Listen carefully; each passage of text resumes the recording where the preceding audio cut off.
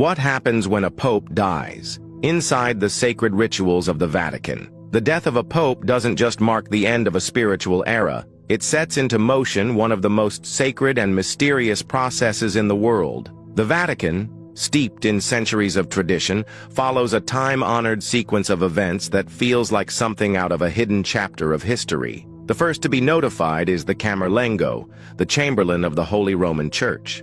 More than a messenger, he's the steward of the Church in this time of transition. A cardinal with both spiritual responsibility and administrative power. His most solemn duty? Confirming the Pope's passing. Standing beside the Pope's body, he gently calls the pontiff's baptismal name 3 times. Once, twice, a third time. Silence answers him, and that silence marks the moment. The Pope is declared deceased. In accordance with long-standing Vatican tradition, no autopsy is conducted. A death certificate is issued, and the Camerlengo proceeds to seal the papal apartments. Once a protection against looting, now a safeguard for the Pope's final instructions and personal documents. Then comes a deeply symbolic act, the removal and ceremonial destruction of the Pope's signet, the Ring of the Fisherman. This ring, a mark of papal authority, is gently cut with shears in the presence of other cardinals. The gesture signifies the end of the Pope's earthly mission and prevents any misuse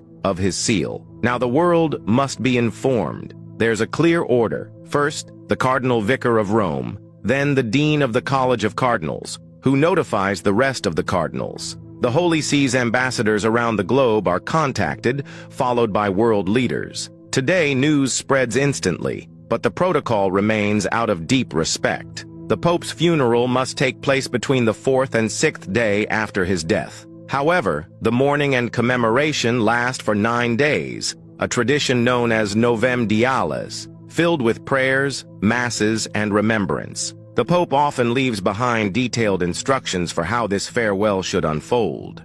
Then, the focus turns to the future. 15 days after the Pope's death, the College of Cardinals begins the ancient process known as the conclave, the election of a new spiritual leader. The word itself means with a key, and that's exactly what happens. The cardinals are sequestered inside the Sistine Chapel, completely cut off from the outside world. No phones, no news, no distractions, just solemn prayer, tradition, and the weight of history. All cardinals under the age of 80 are eligible to vote. In a lesser-known detail, even cardinals under ecclesiastical penalties may still participate. The conclave begins with Mass. Then the cardinals take an oath to follow the sacred rules, and the voting begins. To be elected pope, a cardinal must receive at least 2/3 of the vote. After each vote, the ballots are burned, and the world watches the chimney that rises above the chapel. Black smoke signals no decision has been made.